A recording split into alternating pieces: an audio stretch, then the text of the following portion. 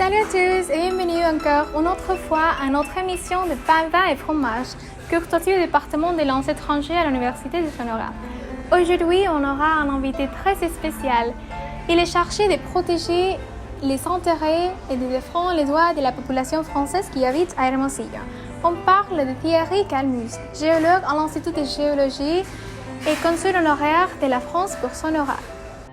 La France est reconnue au niveau mondial par sa production et exportation de vin. Thierry, comme représentant de la culture et des valeurs de la population française, pourra nous répondre des questions à partir de son expérience personnelle. On y va! Bonjour à tous et bonjour Thierry, merci de nous accompagner aujourd'hui. Comment allez-vous? Bonjour, très bien. Merci de votre invitation pour cet événement culturel de l'Unison. Bon, on va commencer avec les questions, si vous voulez. Donc, pour la foire culturelle, on choisit 3 éléments représentatifs de la France. Dans ces cas, ce sont les vins, les fromages et les pains. Donc, pourquoi direz-vous que les vins est un élément représentatif de la France? Alors le vin en France, c'est vrai que c'est un point important de la culture française. Moi, je crois qu'il y a plusieurs raisons. Il y a un aspect historique. Le vin a été introduit au 7e siècle avant Jésus-Christ en France par les Grecs et les Romains. Alors, ça a d'abord été introduit comme la vigne, et puis très très vite, le vin s'est développé en France. Et il est arrivé, ça a commencé autour de Marseille, la ville de Marseille, et puis ensuite, ça a très vite gagné tout le sud de la France, et puis ensuite, c'est remonté le long du nord, le long du Rhône vers le nord, donc jusqu'à la Bourgogne et même plus loin. Donc il y a un aspect historique qui est fondamental. Et puis ensuite il y a un aspect de qualité, parce que très très vite les vignerons ont essayé d'améliorer donc, la qualité des vins, et c'est quelque chose qui existe encore maintenant. On essaie toujours d'améliorer la qualité des vins, donc ça aussi c'est un point important, je crois, dans la reconnaissance du vin français. Et puis évidemment il y a l'aspect culturel, parce que il est tellement répandu. Enfin, la France a été très longtemps, ça dépend des années, elle a été très longtemps le premier producteur de vin au monde, et puis depuis 10-20 ans ça se partage entre l'Italie, l'Espagne et la France.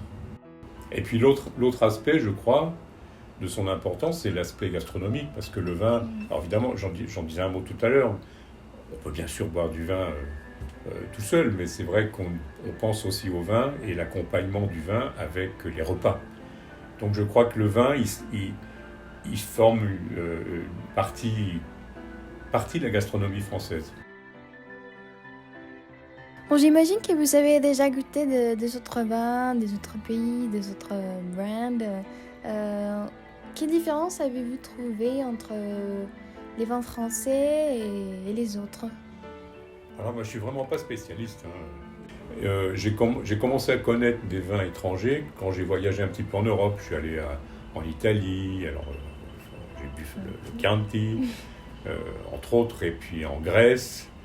Ensuite, j'allais assez souvent au Maroc aussi, donc j'ai connu les vins nord-africains, donc j'ai oublié les noms, mais c'est des vins assez rudes, assez forts, assez costauds comme on dit. Okay. Donc, mais je buvais surtout du vin français. Et c'est seulement quand je suis arrivé au Mexique que j'ai commencé à découvrir des vins de l'Amérique, donc aussi bien du Mexique, du Chihuahua, de Baja California bien sûr, et puis des vins chiliens, argentins, et puis des vins de Californie, donc Californie, États-Unis. Alors, comparer c'est difficile. Je suis pas œnologue, je suis pas capable d'évaluer s'il y a j'ai pas une préférence. J'ai pas de préférence réelle, sauf peut-être mais on en parlera peut-être un peu plus loin des vins de Bourgogne en France, parce que justement je les connais un peu plus. Mais voilà, je connais relativement peu les vins étrangers, sauf depuis que je suis au Mexique. Donc là j'ai connu, j'aime assez, il y a des vins chiliens que j'aime beaucoup, okay, de la région de Santiago, là au sud de Santiago. Et puis des vins de Chihuahua qui sont pas mauvais aussi. Direz-vous que la population française préfère les vins aux autres types d'alcool? Et oui, non, mais en quelle occasion est-ce qu'ils consomment les vins les plus fréquentes? Traditionnellement, c'est vrai qu'on considère que les Français sont des gens qui apprécient beaucoup le vin. Ils en boivent à table, même à des repas familiaux, c'est-à-dire sans cérémonie. Moi, je me souviens très bien quand j'étais enfant, mes parents buvaient au moins un verre de vin le soir, au moment du dîner. Alors, est-ce qu'ils préfèrent le vin à d'autres alcools? Ça, il faudrait faire des statistiques un peu plus précises, parce que en France aussi, on boit beaucoup de vin apéritif, de bière, etc. Donc, c'est pas facile. Hein.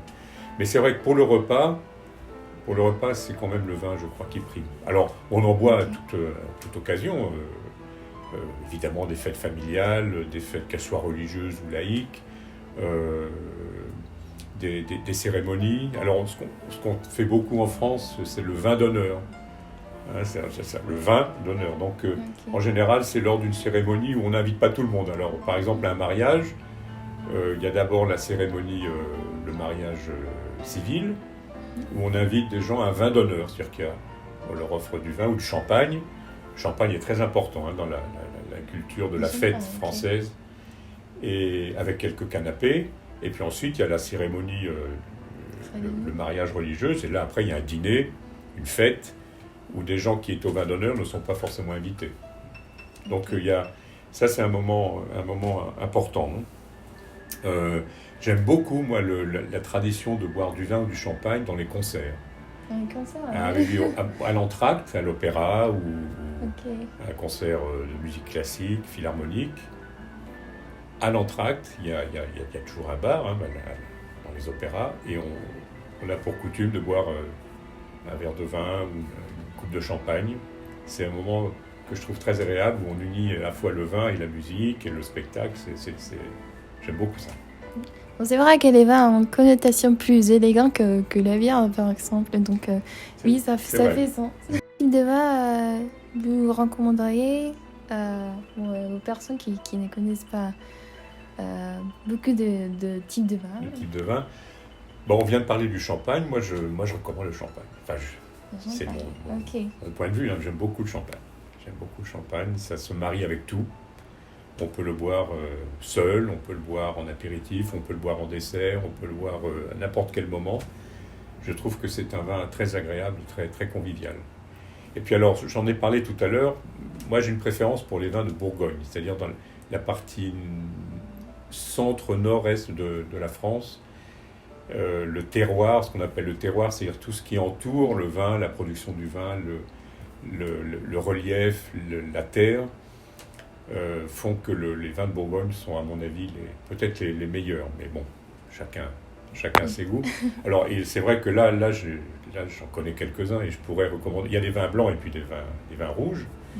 Les vins blancs, il y a le fameux Chablis de la région d'Auxerre, qui est vraiment un vin extraordinaire. Et puis un des vins blancs qui est considéré comme l'un des meilleurs du monde, c'est le Montrachet.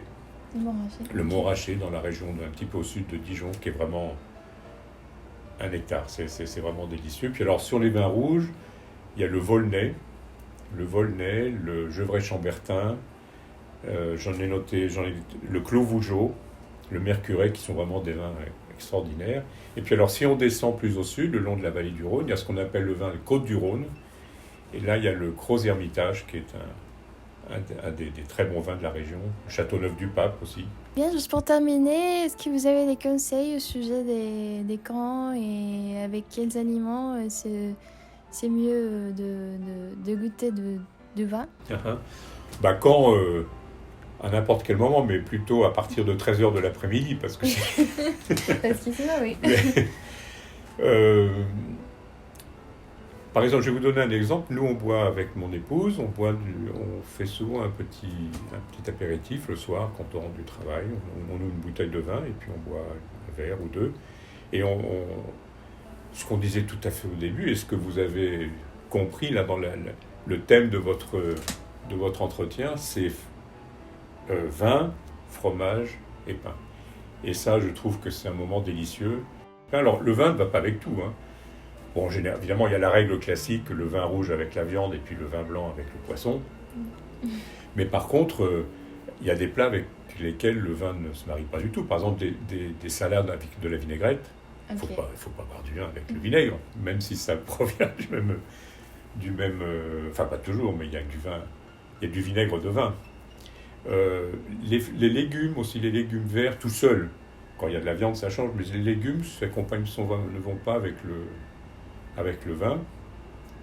Et en revanche, ce qu'on a dit tout à l'heure, le fromage, le pain et la viande séchée, la charcuterie, ça se marie parfaitement.